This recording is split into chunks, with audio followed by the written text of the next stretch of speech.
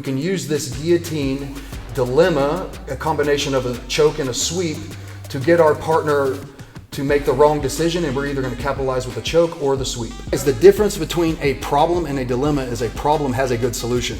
A dilemma is a two-headed problem with no good solution. So if we can present our partner with dilemmas, we can get them to make one of two decisions, which leads them to a bad outcome. So guys, I'm gonna start in the top half guard. I put my hand on the hip, I bring my elbow inside. This helps prevent an underhook. I'm gonna stay low, I'm blocking my partner's arm. And when I invite my partner into the underhook, I'm gonna make sure that I only give him enough space to allow him in. So I open my elbow, as he shoots in, I'm gonna catch this guillotine grip. I lock that chin strap grip, connect my hands. I'm gonna bring my knee up into the hip. Now I have the dilemma set up. What I can do on the first option is, if I feel like I have this guillotine good and he's dead to rights, I'm gonna start to sit, and I throw my leg over the back and I finish the guillotine here.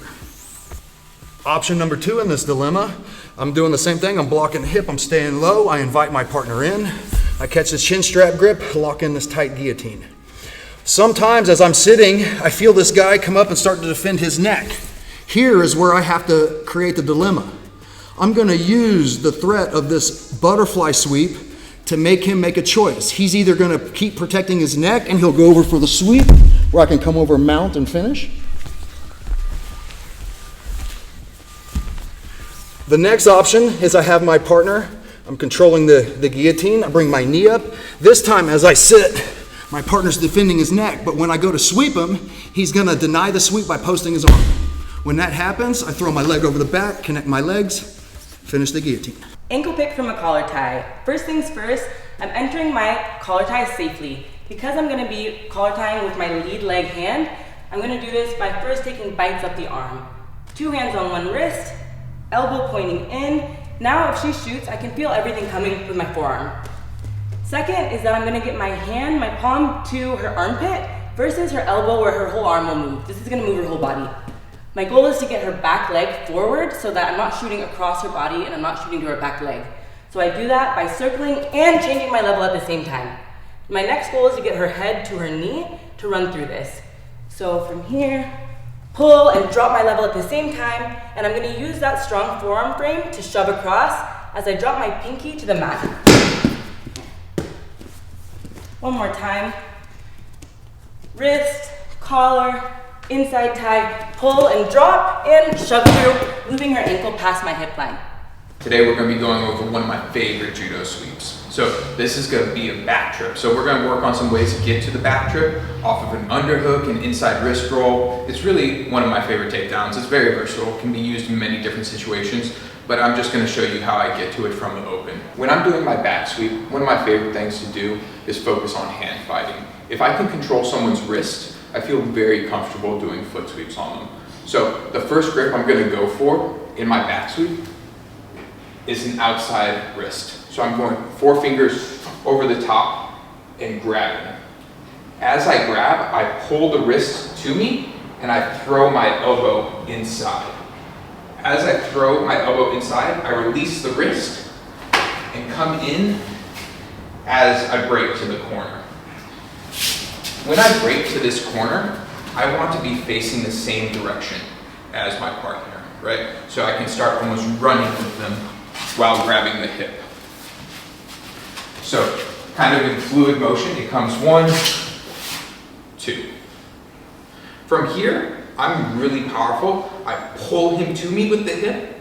At the same time, I push off my back leg and I sweep.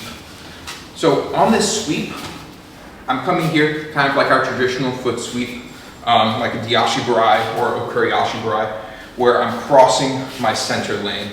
So as I come here, I'm going to cross here. So I'm reaching and trying to make contact with the bottom of my foot as it crosses my support leg. In this sweep, you're going to make contact with the thigh first, but you're going to ignore it and continue reaching for the back leg. This plays a really good role if someone decides that they're going to lift their near leg in an attempt to avoid the foot sweep. So when they lift their near leg, you're actually aiming far back leg, so you're still going to catch. So it goes inside wrist roll to the same direction, sweep the leg out.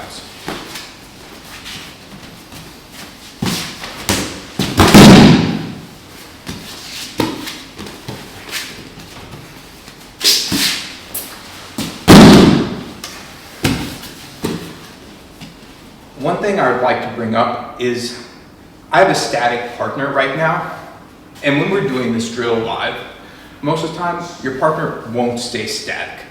They're gonna try and clear to the front.